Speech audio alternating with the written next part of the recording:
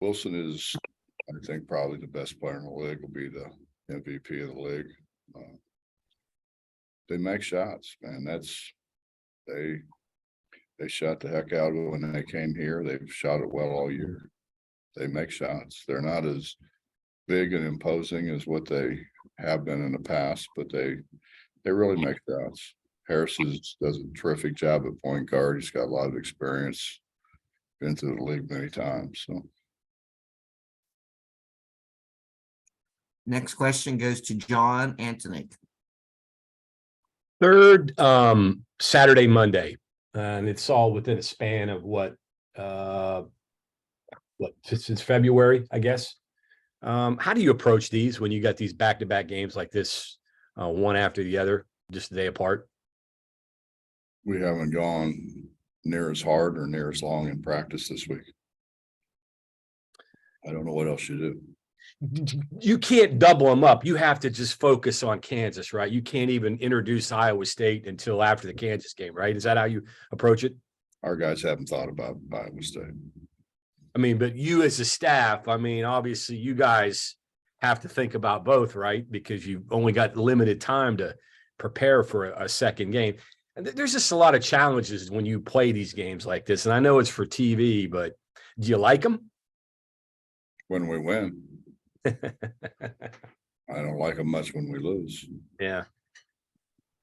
Next question will go back to Greg Hunter.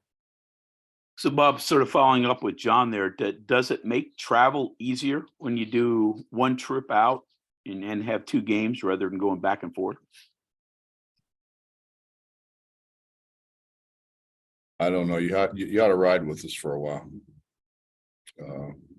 It's rough, man. I mean, it's in and out of hotels, on and off of planes. It's hard on you. It's hard on our guys. I think actually we've responded pretty well to it, but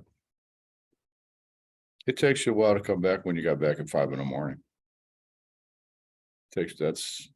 That takes a while for you to to feel yourself. Our travel's hard, man. It's harder than anybody else's. And when we're doing the travel thing, they're not going near the distance that what we're going. Next question goes to Justin Jackson. Hey, Coach, you were talking about Kansas making shots. If you go back through the recent history of the series, that's kind of been the situation for a number of games. What changes, if any? I mean, I don't know how much you can do to keep another team from making shots, but I mean, it just seems like their shot making ability has made a big effect over the last 5-6 games you've played them. Oh, I think their shot making ability affects everybody. They make shots. But they've also got a ton of breaks. If you want to look back, like you said, look back over the history of the deal. I mean, come on. They've gotten incredible breaks that nobody else has got. Right. Nobody else gets outside of there. It's kind of like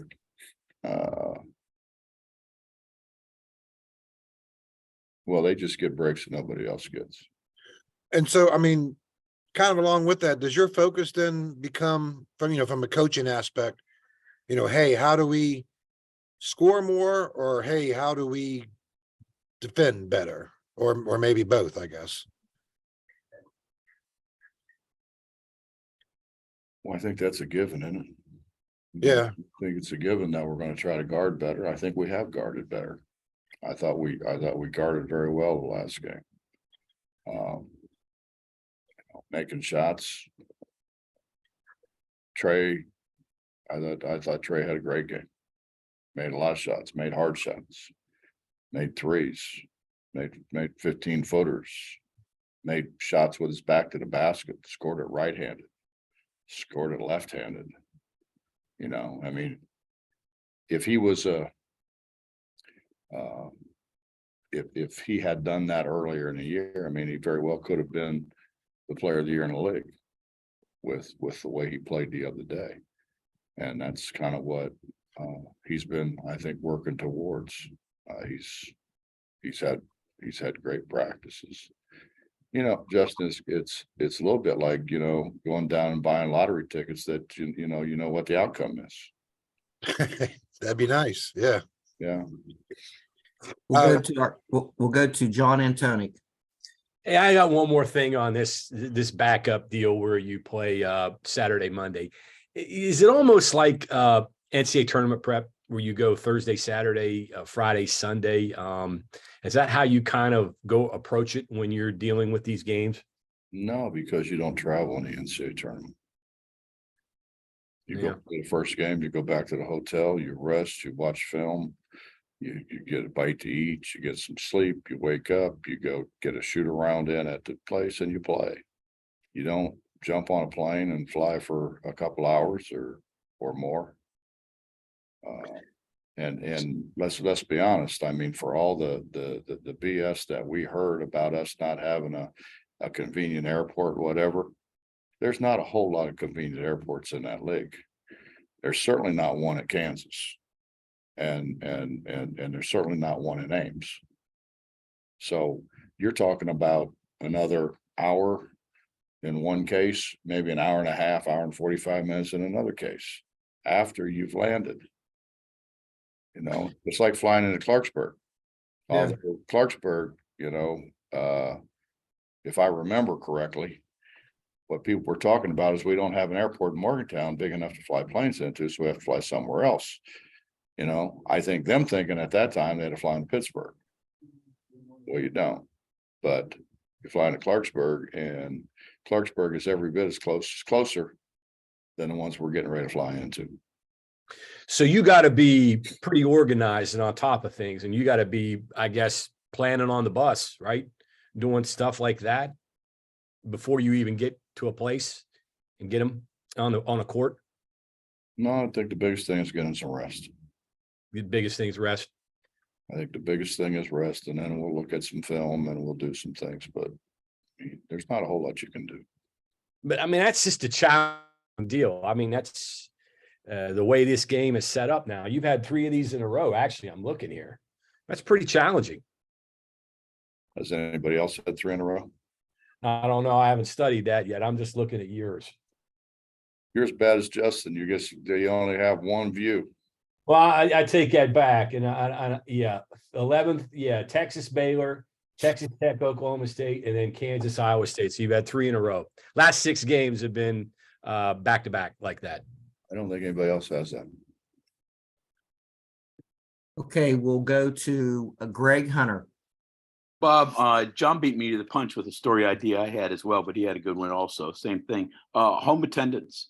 Looks like this has a very good chance to be the 4th time in your career that there'll be an average of 12,000 or more at the Coliseum through the season. Nobody else has done that close. Just your thought on home attendance, and has it got to the point where you thought it would be when you took over way back when?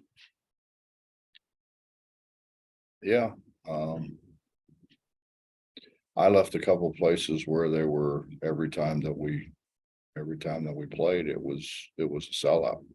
And I knew, you know, the people in this state would rally behind us if we did what we were supposed to do.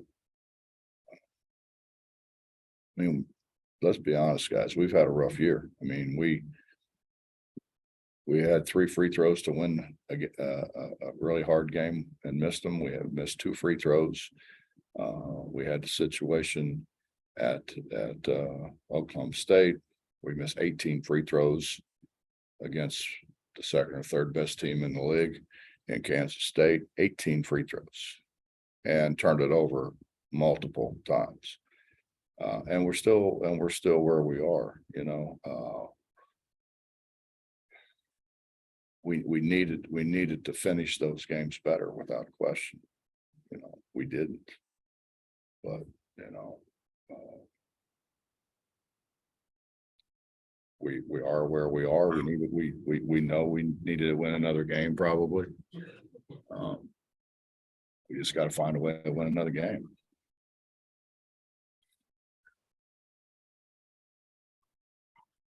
I see we have another question from Justin Jackson. Coach, this week, obviously, a kind of a, since you guys haven't played since Monday, an opportunity to get guys rest. Has it been a good beneficial week for you guys leading up to this game? We're like most people, Justin, we're a little banged up. Trying to get guys healed up, I think, more than rested up. I think healed up. And so we really haven't gone very long nor very hard. We've tried to make sure that one, we're fresh, but I think more importantly than that, we could have an opportunity to heal up some of the bangs and bruises and twists and tears and things that happen over the course of the season.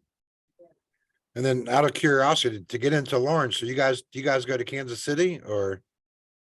No, we fly right into the state capitol.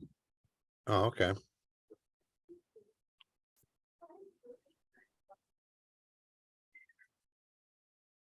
Coach, I see we have another question from John Antonik. Last one here for me. Kansas second half against Baylor. Maybe the best half you've seen anybody play this year. Probably. I mean, they were pretty good. Probably so. They were real good. They were real good.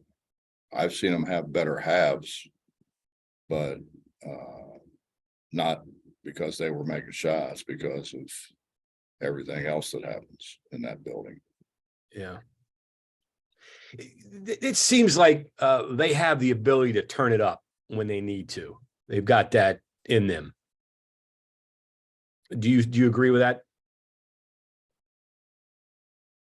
I think really good players do that for you.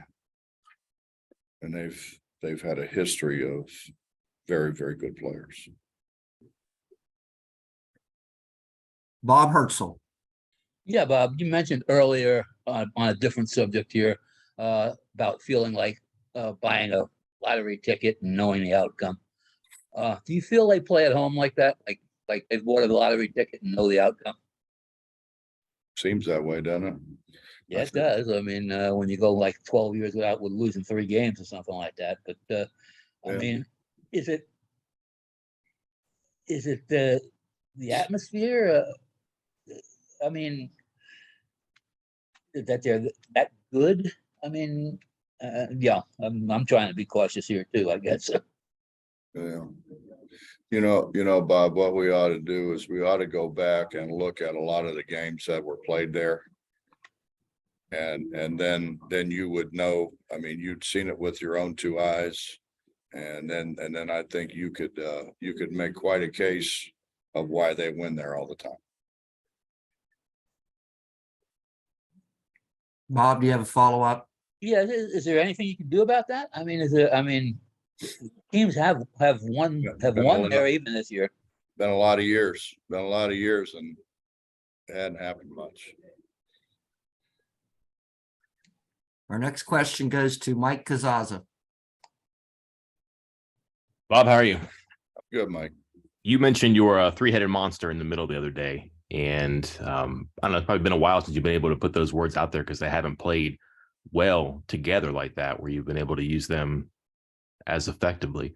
I guess how much of how tricky has it been coaching 3 guys that are just 3 different bodies, skills, experience, ages, and trying to get them all aligned at the same time here at the end?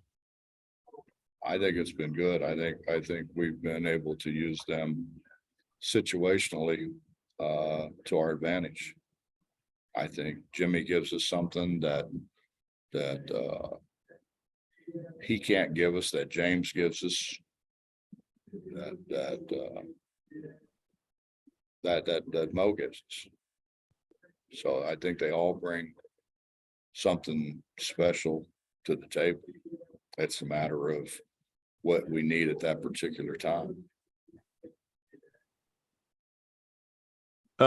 Jimmy's I get Mo and James have had very obvious highlight moments recently. Jimmy's played a lot, but has just hadn't scored, I guess, as well. But I'm sure he does other things that help you out there. But getting him right offensively, I guess, how much of a priority is that? Or do you think there's enough around him where, again, he doesn't have to do a whole lot, but if he contributes in the other areas, the other guys can supplement maybe in the ways that, like you said, that they give you things where he doesn't. Well, I think Jimmy's improved drastically. I think Jimmy will continue to improve. Jimmy coming back for another year would greatly benefit Jimmy and Jimmy's skill level. He wasn't asked to do those kind of things in junior college. And it's a little different here. You're playing guys that have a lot of mobility. Jimmy's been really good for us. He hasn't scored as consistently as he did in the pre-conference because he's playing against a whole lot better teams. But that can be said of anybody. And finally, you guys are different in the middle now, especially lately. But I guess how much different is Kansas than the first time you saw them with what they're getting from their big guy and their post play? Well, obviously their freshmen get better and better as the more they play. All freshmen do. And that's basically what they were playing in the middle was freshmen. Okay, Coach has practice coming up. So our final question, it goes to Greg Hunter. So Bob, a little bit off topic, but the new Big 12, when the 4 teams enter next year, what do you think the new league? Do you like what it's going to look like? I would hope, Greg, that it would cut down on our extended travel. I think that would be really good. I think it would be really good for us. And I think that maybe some of those other people will have to experience what we've had to experience over the years. Getting back at 3, 4, 5 in the morning. And then saying, fellas, don't forget now you got to go to class tomorrow. Or really in a few hours here. That's rough, man. I mean, it's rough. And it even aside from, the bangs, the bruises, the sprains, the strains, that when you're at home, or when you're close enough to home that you can get home at a decent hour in the morning where you can go in and get treated kind of almost on the spot, because that's the best way to take swelling out is to get on it right away. What's the best way to treat any injury is to get on it right away. But when and particularly when you're in the air, I mean, that does nothing but make swelling get bigger. It doesn't make it get smaller. It makes it get bigger. So now when you get off, now you've got it's so late at night that you're not going in the training room like you would if you were much closer. I think it'll be an experience for a whole lot of people to go through what we've gone through for this number of years. Okay, Coach Huggins, thank you very much for your time. My pleasure.